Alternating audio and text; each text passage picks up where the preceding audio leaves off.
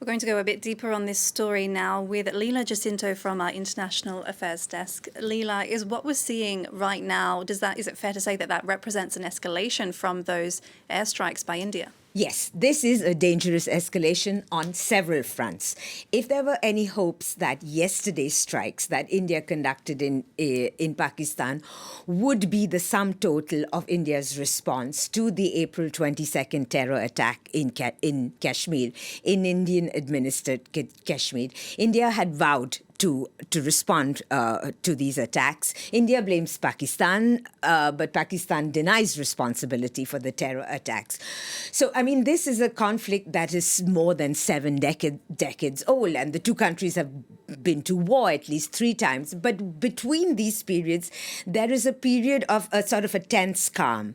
And when such incidents happen, they have a familiar chronology. So there were some hopes that the Indian strikes would be met by a Pakistani response, and Pakistan would have a proportional response to it, and that would be the end of the latest escalations. But what we are seeing right now is an escalation, and sort of unprecedented and a dangerous one on several fronts.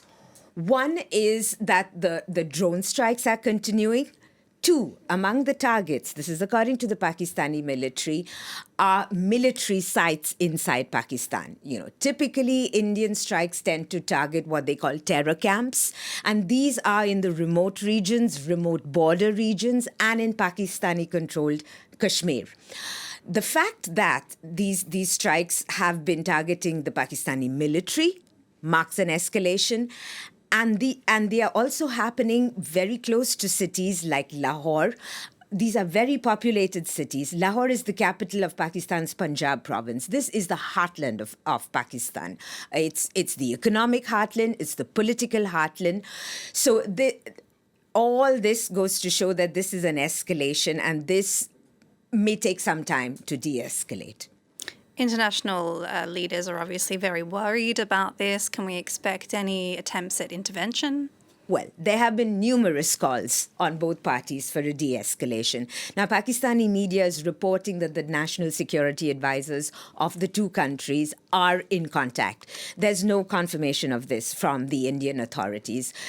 The U.S. Secretary of State Marco Rubio has also called for calm. But what happens with the Kashmir crisis is that there are 2 different positions of India and Pakistan. Both these countries claim this disputed region. The traditional positions are Pakistan calls for international mediation. India insists that this is a bilateral issue. So in the wake of the April 22nd terror attack, Pakistan called on India to provide evidence of its responsibility, and it also called for an international investigation into the terror attacks. India always states that this is a bilateral issue that should be handled between the two countries. So the international community's role in the past 7 decades has been putting pressure on each side individually to de-escalate the crisis. What seems to be the problem right now is that we are not really sure that the Trump administration is absolutely invested in putting pressure on the two sides, as we've seen in the past, notably under former U.S. President Bill Clinton. So that is lacking. And 2, on the individual sides, you know, typically when these escalations happen, we see hyper-nationalism on both sides. You know, there's a rallying around the flag in 2 countries. So both countries have to answer to their domestic populace. Right now in India, the ruling Hindu nationalist BJP party is holding an all-party conference to brief the opposition about the strikes on Wednesday.